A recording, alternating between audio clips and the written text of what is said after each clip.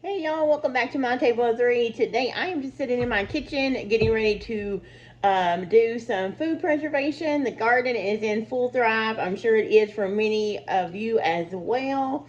So back behind you, what you can't see in front of me is tons of yellow squash and zucchini. There's some tomatoes, um, things like that I need to process. I did process some salsa, my first batch of small batch, because I do small batches of things, and plus I only needed about 6 or 7 jars to last us through the year, because I still have three or four jars I think left from last year when I canned all green salsa, the salsa verde from the green tomatoes. You may remember that. I think I canned that. If I did, you'll see an iCard pop up here. I'll get that linked. I'm pretty sure I did. But last year, my garden, the tomatoes were not successful until we had a drought for about 6 or 8 weeks, maybe 10 weeks.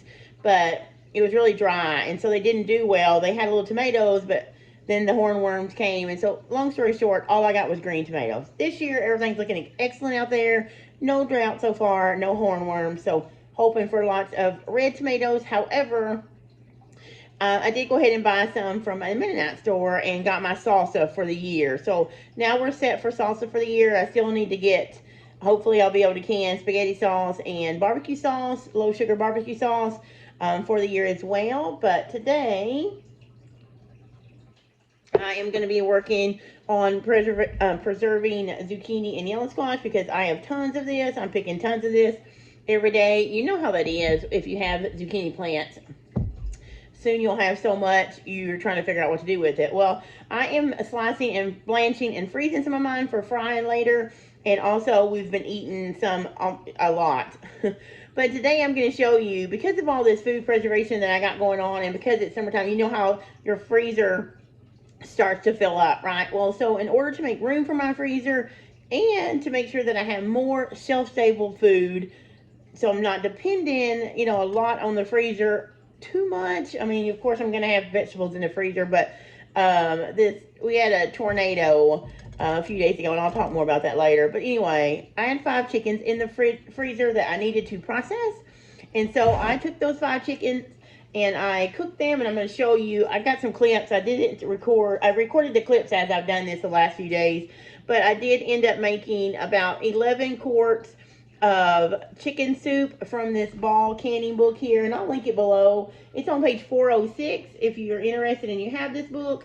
It's just a basic chicken soup. It's got onions, carrots, celery, chicken, and then chicken broth, and then seasonings that I use, and I'll talk about that. But and then later when we come back, I will close the video out and I will tell you how I jazz that soup up when I serve it, because I love having it in our pantry during the winter and fall when it's cooler, because it's a really quick meal for us and it's a lifesaver for me. So I'm not going to ramble a whole lot. We're going to jump into the clips that I've been you don't want to see my coffee cup, right? That I have been recording for you guys when I did the soup, because it's so hard to record while you're actually canning everything. I didn't have time to do the intro and outro there, so we're just going to do it this way. So let's jump back in time and see how we make that ball chicken soup from page 406 in this book. This book will be linked below if you're interested in looking at it. Okay, so I am just prepping what I told you. So these are the chickens that were in my freezer. They were just small whole chickens in bags that we just had stuck in the freezer until I could get to them, which is today. So this is my large roaster oven. I've had this forever. Matter of fact, I think my mom may have gave it to me a long time ago. But I just put all the chickens, frozen and all, in there. I filled it with some water, leaving room for this to thaw and make more juice. I then put in some of these freeze-dried onions, salt. Oh, and there's a bag of frozen celery in there that I had chopped up, some turmeric root, and now I'm just going to throw these cloves, skins and all in there, because just want some good flavor. So that is that. We have Nate has a physical therapy appointment, and we have to do a lot of other things today, so I am just going to put the lid on that and I can get it situated. And I got it on 325 degrees. Let me cook it up to 350. And I am going to let that cook most of the day. And then this evening I'll come back and show you how I pull everything out, because I'm just going to do this. Okay guys, so I am back from our errands and from Nate's physical therapy. And yeah, so we've been back a little bit. We actually have some company coming. My sister-in-law was in town, so she's going to drive by. So I'm trying to get to a stopping point. I have, sorry, I see a mess I cleaned up. Anyway, so one thing I did, as you can see here, I went ahead and cooked up a bunch of eggs. We have our chickens, even though we have a small flock, they are earning their keep, guys. They are laying like crazy. So, and then also we are in what we call the Apostles Fast. So right now we're not eating eggs, meat, or dairy. So it is actually piling up on us. So I'm going to make about 20 egg burritos because we are actually low. I had stocked the freezer a while back, but I actually took them to somebody for freezer meal. But anyway, to help them out. So it's time for me to restock. So thankfully I'm going to use about 3 dozen eggs and make burritos. But this video is not about burritos. It's about chicken. So basically here is the stock that the chickens cooked in. Remember I showed you that earlier. They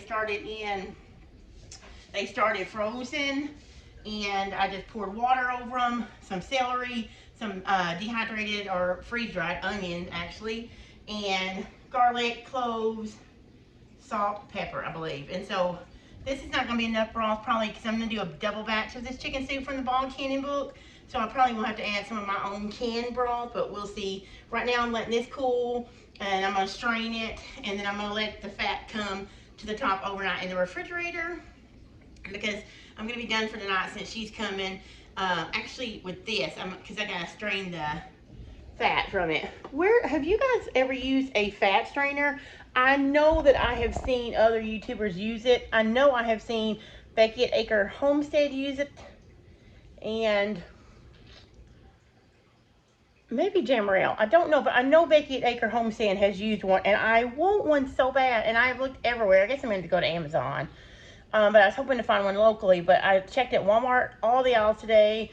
I checked at a couple other stores before, and I haven't found it. I wanted to be able to strain this fat separate tonight and go ahead and start canning first thing in the morning, but I can't. I'm going to have to let this cool off, put it in the fridge, let it solidify, scrape it off, heat it back up, and then make the soup tomorrow. But let me show you the chicken really quick.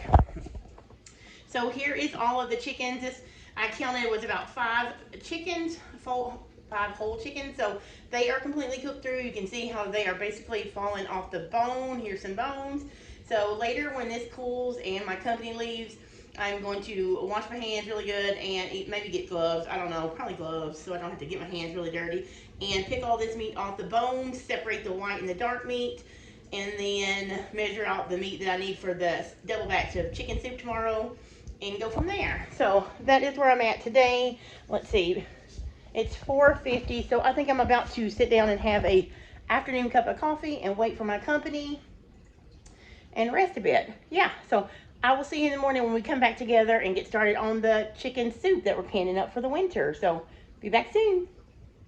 All right, guys, good morning. I'm not going to show myself yet because I'm not quite presentable, but I'll be on camera a little bit later. Remember, we are canning the chicken soup from this book here. I'll link it below. It is on page what is that, 406, just chicken soup, and I am making a large batch. This says it makes 4 quart jars, so I am making a larger batch, so that's why it's going to look like a lot more stuff. So I'm going to put in my chicken. This is the chicken that you guys saw me pull out of this pan that I showed you in that pan. I just deboned it all.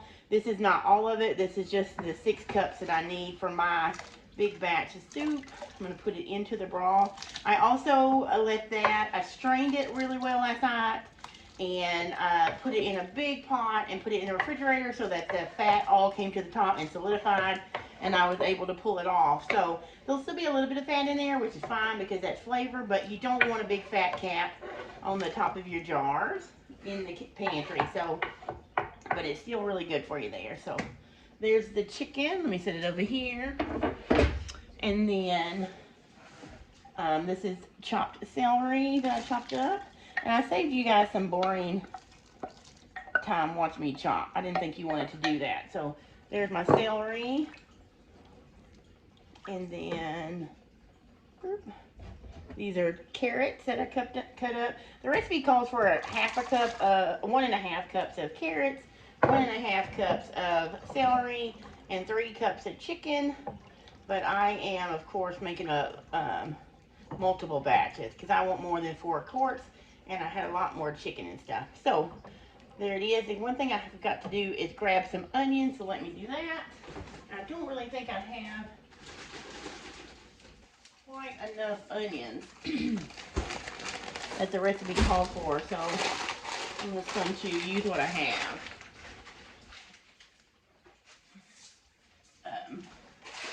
I thought I had enough, but apparently it's getting close to our grocery day here, so I've used what I have. So I'm just going to pour in this 1 pound bag of onions. It's going to have a little bit less onions than what it should, but I could always, you know, add more. Okay, so there is this big batch of soup. Now the next thing I'm going to add, the recipe just calls for salt and pepper, but you know, seasoning, normally you don't want to modify a recipe when you're canning because you don't want to get the pH levels off and things like that. But seasoning is one thing that you can add to this and not mess up anything. So what I have in here is a lot of dried herbs that I dried from last year. This is basil and oregano from my herb garden last year I'm trying to use up. Then I put some red pepper flakes in there, some salt, black pepper, garlic, and onion powder. So I'm just going to pour that in there and stir that up. And now the recipe says we're going to bring this to a boil and then simmer it for 30 minutes, which this will take a while to come up because this is cold right now. It'll take a while to come up to a boil and simmer, and that'll give me time to get my canner. My jars are sterilized. I did those, but now I need to get the water in my pressure canner and get my jars in there heating up so they'll be hot when this is hot, because you always want to put hot liquid in hot jars, or you know, cold in cold, but we're going to do hot today since we're pressure canning. So I'm going to go ahead and let this slowly come up to a simmer it for 30 minutes, and then come back and label it in the jars. We'll be back. Alright guys, so hopefully you can hear me over the dishwasher because it is going. I have all my tools out. I just pulled my 7 quarts out of my canner here because I had them getting hot. I have, you have to check your canner guide to see how much water you put in yours, but I have the Presto 16 quart and it tells me to use 3 quarts of water. So now I am just going to start ladling in my soup. And this microwave right here gets on my, you can't see it, but it honestly gets on my nerves sometimes when I'm canning because I can't hardly feel because of the microwave there if I get it underneath that. Alright, so I'm going to go ahead and fill these jars, and I'm not going to make you watch. I'm going to fill them, wipe them down with vinegar, and of course, you know, you can probably see them over there. I'm using my 4-jar lids. I love them. I'm not going to tell you a ton about them. I have over and over, but my links are below, discount codes below, and I'm going to move on. I'm going to go ahead and get these started, wipe them down, and speed along so you don't have to watch me do it slowly.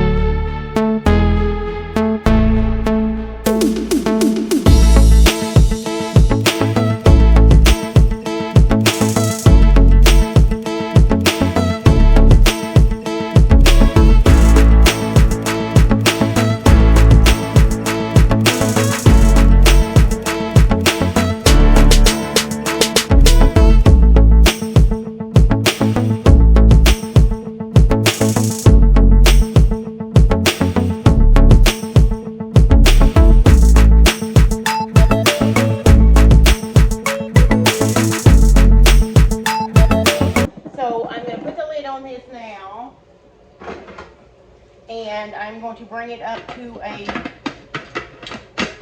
hard boil, and steam will start coming out of my steam valve. I'm going to let that steam for 10 minutes, and I'll put my weight on it, and I will can it at 10 pounds of pressure for my elevation for 90 minutes, because there is meat in this, and these vegetables and this meat need to can for the time you would can meat in quarts, which is 90 minutes. And you won't start that timer until you put your weight on and it comes to pressure.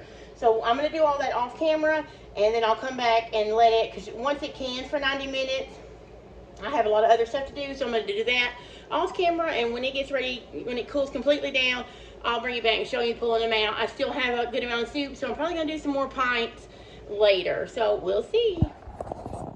Okay guys, so I just took the first batch of the quarts of the soup, chicken soup, out of the canner, and now I have some more jars in here to sterilize, because I still have this much soup to go. So that is it, and all of them have sealed. All right guys, that is it. That is how I made this easy chicken soup from the Ball complete book of home preservation or preserving. I'll show you that again. I'll link it to Amazon. It's an affiliate link, so if you just want to take a look at it, you can. If you order, I do receive a small commission, but don't worry about ordering if you don't need it. Just want to take a look. You can see what book I'm talking about and order it some other time if you need it. But I love that book. There are tons of recipes. I use it a lot. It's one of my staple canning books, and I'm looking forward to using this chicken soup from that page 406. So let's talk about how I will use that canned soup. I will actually open a couple of jars. We'll probably take about 2 jars for our family, and I will put it in the Instant Pot or a crock pot, slow cooker if you have it, and I will heat it up, and I will just leave it on warm until we get ready. I usually do it first thing when I get up in the morning, put it on warm, and then leave it on warm all day until we're ready to eat. And right before we eat, sometimes I'll make you can make cornbread, or you can do crackers. I usually do a low carb cornbread. It's not cornbread at all, but using almond flour, and it's really good. We like that. And so you can have a soup, because there are some carrots in this soup, so there are some healthy carbs. So what we would do to add bulk to it, but not add a lot more carbs, is I would probably plan on, and I do this a lot, I would just add these 2 jars to the Instant Pot, and a bag of, probably about a 12-ounce bag of frozen green beans. And that just stretches it, because there's a good amount of chicken in here, but there's not a lot of vegetables. It's just the celery, onions, and carrot. So that's a way to bulk it up, add some more healthy vegetables. And I do have, this is one of 3 bags of my green beans I just picked out of the garden. So I'll be washing and snapping those and processing those. So either I'll can some or freeze some, and I'll be able to use those and add to the soup later. But it's going to be delicious. If you want to do a creamy soup, you can also add a little heavy cream or sour cream, something like that, to the soup when you serve it. Or, don't boil the cream, but heat it up, add a little cream to it, and serve it. It's really good that way, too. It's a little bit more decadent. But it is going to be so nice to have that on the shelf. I hope this has inspired you to get in your freezers and use what you have to create shelf-stable food. It's so handy to have those. This is basically meal prepping, but also preserving what you have to save you money in the long run. Because now I know that when we're really busy, I don't have to worry about us running out and getting anything. I can just open a couple of jars of those soup, and dinner is ready for our family. So thanks so much for watching today. If you have enjoyed this video, I would appreciate it if you gave me a thumbs up. If you're new here and you're not subscribed, then hit that bell. Doesn't cost you anything, and you can always unsubscribe if you don't like what you see me put out later. But I would love to have you follow me along. But I'll go ahead and stop for now, and until the next video, guys, I hope you take care, and I'll see you later.